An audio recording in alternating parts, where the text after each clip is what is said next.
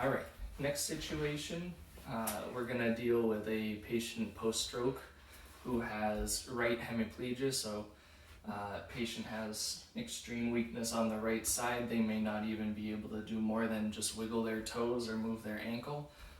They may have a little bit of active motion, but it's to the point where they won't be able to move their leg or support themselves very well on that leg. So we're going to be dealing with trying to get that patient into a chair so we can get them out of bed and start to get them on their feet. So we're going to be doing a stand pivot transfer from the bed to the chair. So things to think about for this: you want to think about which direction you want to go, where you need to be in order to safely guide them from the bed to the chair, and where you need to be guarding and blocking. So if she has right-sided weakness, we always want to go towards the strong side if possible.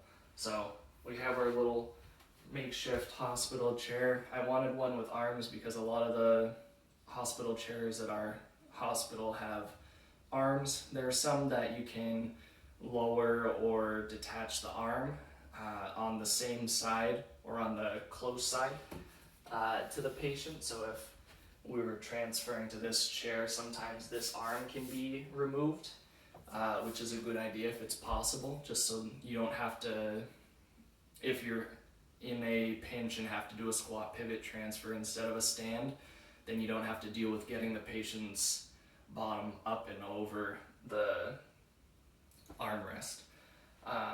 But because we have the right side weakness, going towards the left because we want to go towards the strong side, we want the patient pivoting on the strong foot.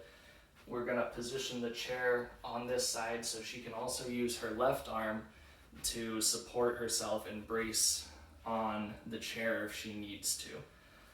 So we have the chair positioned close to her. I usually like to have it at a little bit of an angle. If it's flush sideways, it's not that bad, but I like to have it at just a tiny bit of an angle, just in case you need to have a second person there on one side and you're on the other, so that one person can get into that little gap. So you want to position yourself between the patient and the surface you're transferring to. So if we're going to the chair here, I'll try and get one of my legs here or between her and the chair if possible.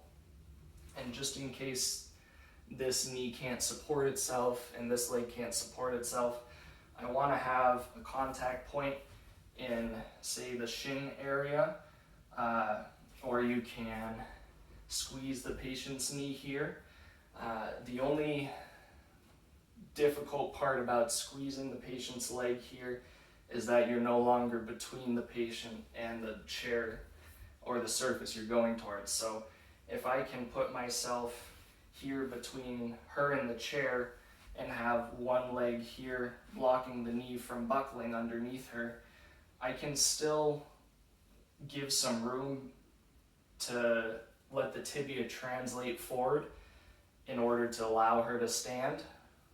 But then I can remove a little pressure and then put the pressure right back on in standing so that her knee doesn't buckle. So what I'll usually do is if this is the weak side, which it is, we're gonna put the leg here. I'm gonna be on this side of her, and I'm gonna have my contact points under the tuberosities, and I'm gonna have her push from the bed with the strong side, and then if she's comfortable with holding on to me, I want her either holding around me or around my arm so that she has something to hold on to in standing.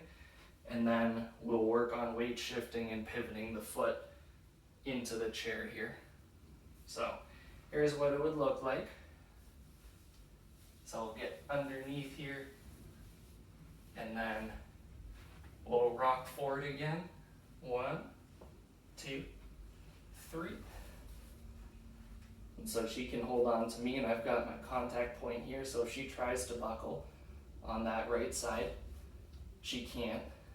But if my leg was here, she could. So I'm gonna keep that leg where it is, and I'm gonna shift my feet, and so I can help her pivot. So she's gonna weight shift onto the right side a little bit, and I'm gonna prevent that knee from buckling, and she's gonna move that left leg towards the chair, and I'm gonna reposition my body, and then do one more, shift to the right, move the left, shift to the left, move the right.